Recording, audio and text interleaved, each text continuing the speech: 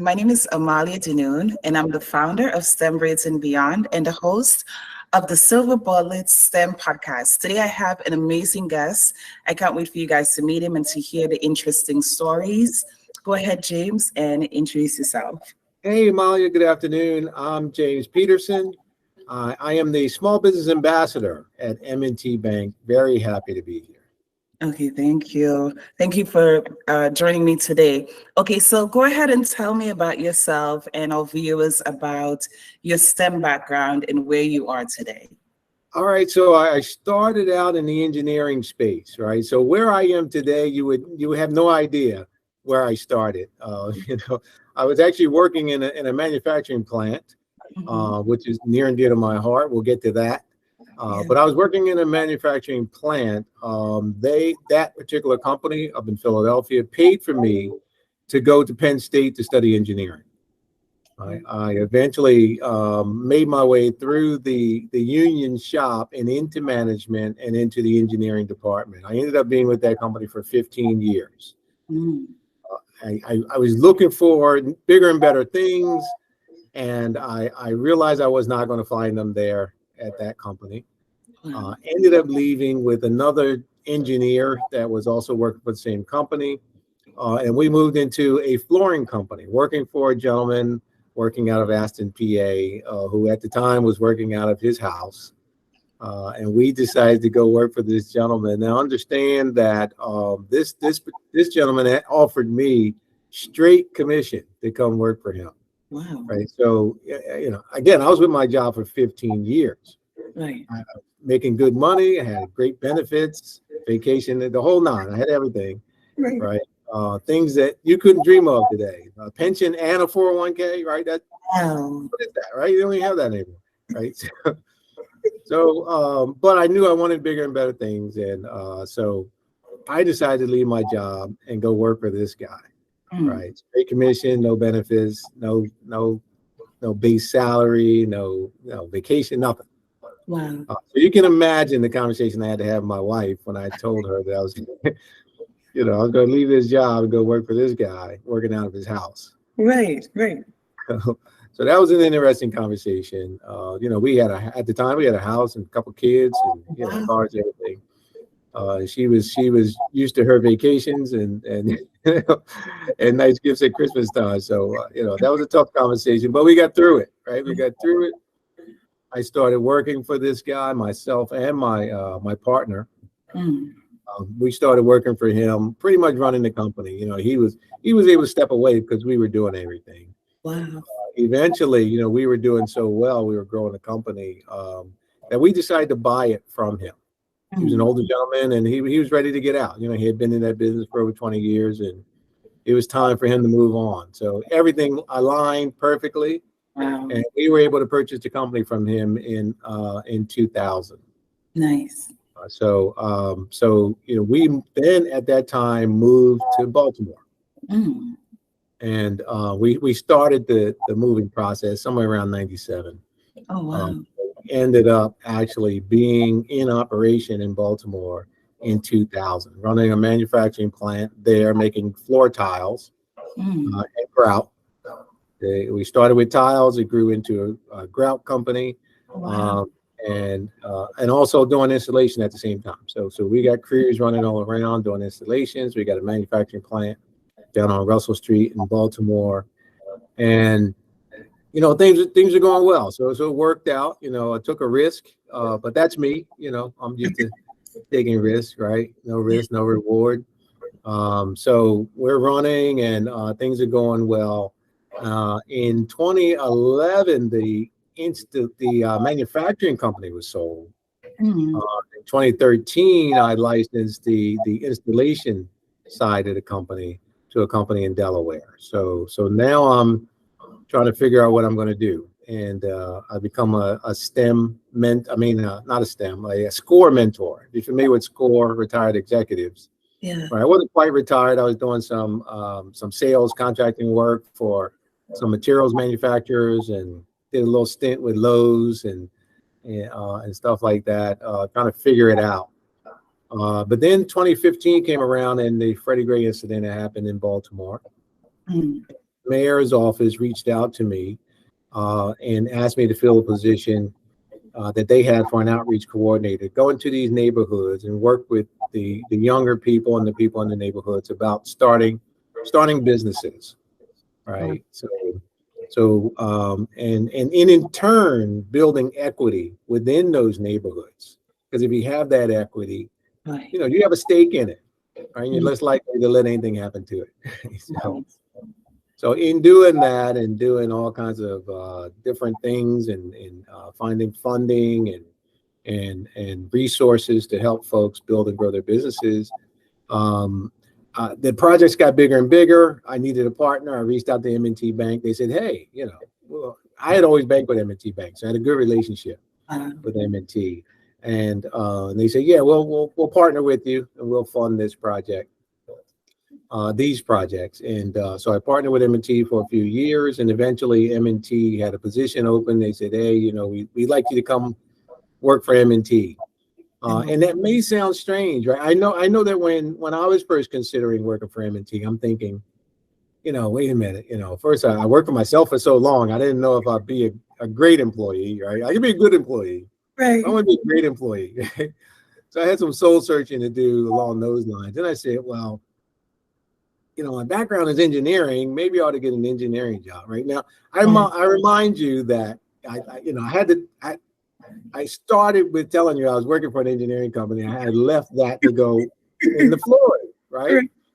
So the whole time I'm in the flooring business, my wife is always saying, "Hey, why don't you go back and get a good engineering job, right?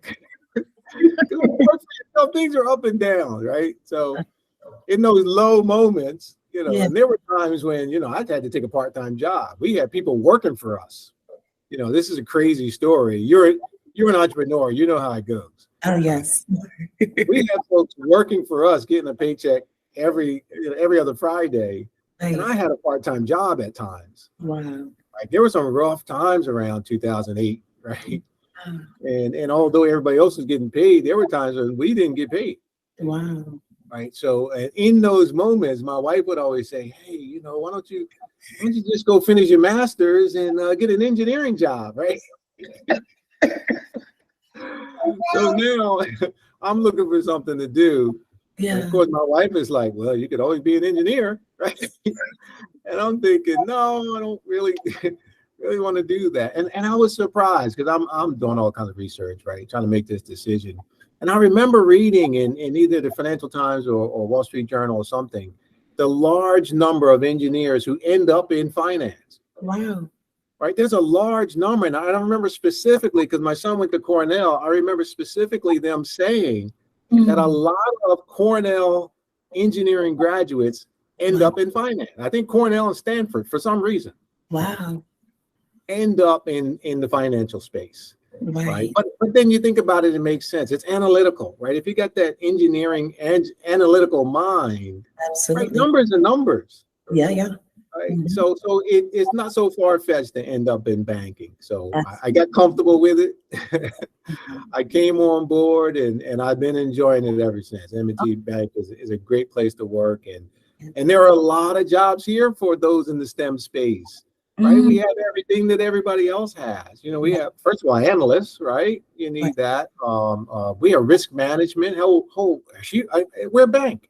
Yeah. Right? Banks are risk adverse, so we need folks to do all that analyzing to avoid risk, right? So it makes sense for somebody with that STEM background or engineering background who thinks along those lines to be in risk management, or even accounting and you know, or investments. You know. There's alignment there, right? There's some synergy with that kind of thinking, even in the banking space, and that a lot of people might not think of. Oh, I love that. So 2 things I hear is that Baltimore is near and dear to your heart because you operated from PA to be here. And so I don't think I had connected that when we first chatted. But I want to take back to the beginning of your engineering journey. So it appeared from your story that engineering wasn't your childhood dream job. What did you demonstrate in the workplace that made them say, I'm going to send you to engineering school, or did they just say we just need an engineer, you go to school? What can you Well, it was a little bit of both because I had, matriculated through several different positions. I started out sweeping floors, right? Oh, Eventually became that's scary right there. right. We got to start somewhere, right? More people need to sweep floors. I tell you, you sweep floors and clean bathrooms. You learn, you realize quickly that I better get education. Right. Right. Give me some STEM because I don't want to be cleaning nobody's toilets no more. Right. No, but in time, I had several different jobs and I was doing, I had moved up and eventually became plant manager and into quality control, which was kind of like the entry in this particular company. Quality control was the entry into engineering, right? So evidently I had shown some propensity for engineering in my quality control, quality assurance days. And they thought that I'd be a good fit. Good enough for them to pay for my education because I would not have gone otherwise. Wow. We couldn't afford it. Right. So I want to piggyback off of that to talk about what were you like as a child? Because when you show up in the job and they're able to identify those STEM qualities, it means you've demonstrated your entire life. And someone out there might be like, well, I'm like this, I'm like that. What were you like as a child? What was your family dynamic? Give us a little bit of that. Yeah. Oh, well, I had a great family dynamic, right? We were poor, but we didn't know it. Right?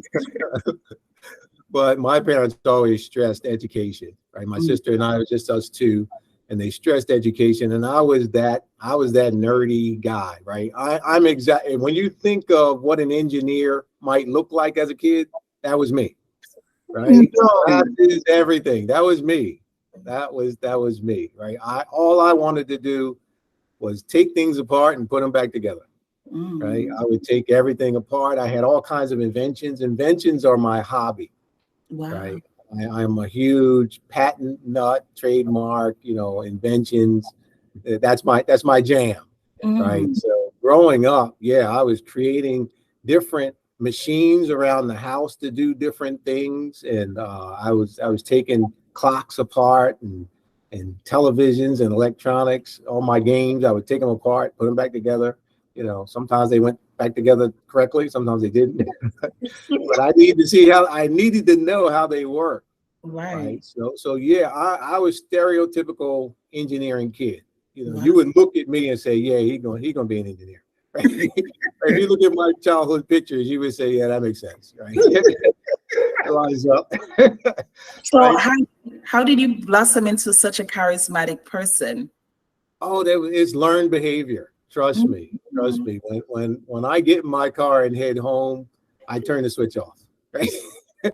Honestly, you learn that. And I learned that once I decided, after working in that lab for so long as an engineer, what I would do, I would get phone calls from the salesman. Oh, wow. Right, because we developed the products would go to manufacturing, and then the salesman from time to time would call into the lab and say, hey, can this product do this, or can this product do that, or the customer wants to know, what's the limits? Can I push it to the limits? Stuff like that. And of course we had the answers, but I didn't care about none of that, right? I wanted to know, where y'all going for lunch, right? Because I know if he's with the customer, he's taking that customer out to lunch. Wow. Right. And I'm like, I want to know where y'all going to lunch. What are you having? Right. Where are you? Right. They could be here and there. They're all over the country, meeting new people. Wow. Right. Out in the weather, enjoying life while working. And that's what I wanted. Wow. And when I realized that that's what I wanted from those conversations, I decided that I got to learn to be more like that. Yeah. Right. Yeah. Less like the guy sitting behind his laptop. Right. And more like those guys with a little bit of personality who enjoy life. Absolutely. And I had to learn how to do that. And I learned how to do that when my partner and I bought that flooring company, right? Because we were sales. We were sales and marketing.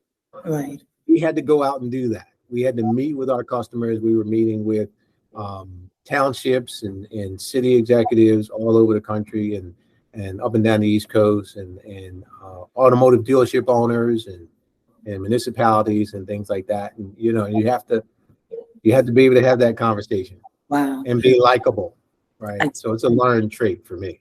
So two things I'm going to say is one, that when I thought of engineers, I think of the big tech guys and the personalities. And then when I worked around engineers, I realized that people of color, one of the things that I guess allows you to turn it off is because when you come home, you have to be able to adjust to the environment. Do you feel like that's part of what incentivizes you to have that check off? Yeah, absolutely. And so, I have a bit of a drive in and out of work, right? It takes me an hour to get home. Okay. Right? And I need that hour because I got to transition. Yeah. I got to transition from the home gym to the work gym.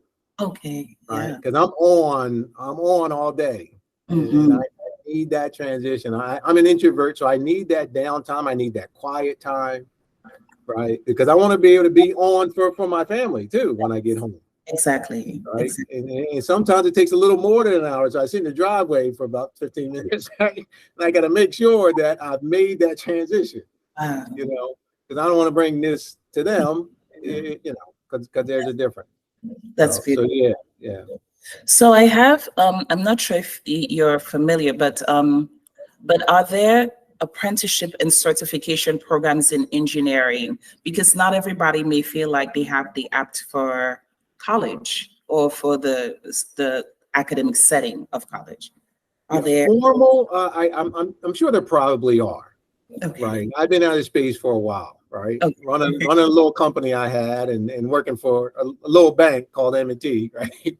I've been out of space for a while, but I'm sure there are. I know some non-corporate programs that teach STEM within Baltimore City Public Schools, as an example, and Philadelphia Public Schools, and folks that are going into these schools teaching different programs. I'm working with a young man now about to do something in Baltimore City Public Schools through gaming. Right. So folks are out there preparing these young folks for these type of positions, and what they're doing, what he's doing in particular through gaming, is teaching STEM through gaming, through video gaming. Right. So there's folks out there preparing these young folks. I'm not exactly aware of an apprenticeship program. Right. But if there isn't one, there ought to be one. Oh yeah, got it. I actually recently came across, it was something in nuclear engineering that had a trade. I wasn't sure if you knew, and I don't want to overtake your interview. I did not know. No, that's awesome. Yeah, nuclear engineering, not for myself, but because of the work I do, these are things I try to expose myself. But I was like, someone who's nuclear can do an apprenticeship. That was for me mind-blowing and makes it so much more accessible. Yeah. Absolutely. Yeah, we need that. We need that. We need young folks to get into these spaces. We're almost getting ready to wrap up, but what sort of transferable skill? Like when I realized that I had an engineering aptitude, I was working as an executive assistant. Okay. What sort of jobs can people have that would translate into STEM or engineering, you think? Because sometimes I thought I was a good organizer and problem solver, so I would be a great, I misinterpreted what those skills would look like. So what are some of the transferable skills you feel like, or jobs that would have skills that would transfer well here? Inside of banking or outside of banking? Both. Anywhere. Yeah. Anybody's good with numbers, right? Any job that pertains to numbers, right? And the processes. Because again, that analytical mind, you do this and then you do that kind of thing, and being good with numbers, I think would be a good fit. But it's really anything if you're adaptable, and most young people are. What I'm realizing as I talk to these young people, the millennials, and when I go into the school systems, is that they're a lot more adaptable than at least I used to be. Right. You asked me about who I was when I was a young man. When I was a young man, I was stubborn and rigid. I'm going to tell you, right? I had all the answers. You couldn't tell me nothing. Right? So, and I knew what I wanted to do at the time. As a very young man, I wanted to be an architect. Right? Straight up. Right? You couldn't tell me I wasn't going to be an architect. Wow. Right. So don't come to me talking about anything but architecture. Wow. Right. So and that seems like a an easy segue into engineering, but at the time I was thinking architecture. Wow. Right. So I was pretty rigid. Young folks I talk to today, they're open. They're open to considering almost anything, right? They have something in their mind that they might want to be. I want to go in the healthcare space, or I want to run my own business. But what I like is that a lot of them are open to listening, because I'm in there talking about banking, right? And all the great jobs at banking, right? Outside of being a teller, because immediately everybody thinks, oh, I don't want to be a teller. And I have to explain that, look, you don't have to be a teller. We need tellers too. Yes. But we got a lot of jobs here, right? We need engineers. We got programmers, a lot of programmers in here. We got a huge IT department, right? We need people to manage our mainframes. We have a great young man named Byron right here in Baltimore, right? From Baltimore, Baltimore born and raised, went to HBCU, and he's our I think he's our head mainframe engineer, right? So I love talking about Byron all the time, and jobs and folks like that, so they can see that banking isn't just being a teller. Right, got it. All right, thank you. So we're almost out of time. So my last question would be, how can people get in touch with you? But is there a movie that captures what an engineer does, or something along? Yeah. Wow.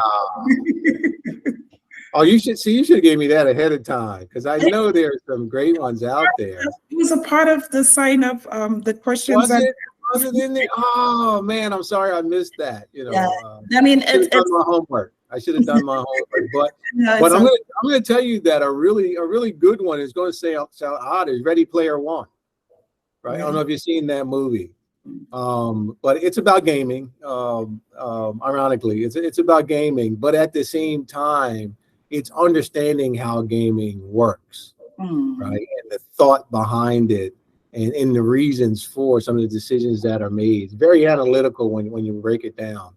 Another one would be The Matrix. Oh, wow. Right?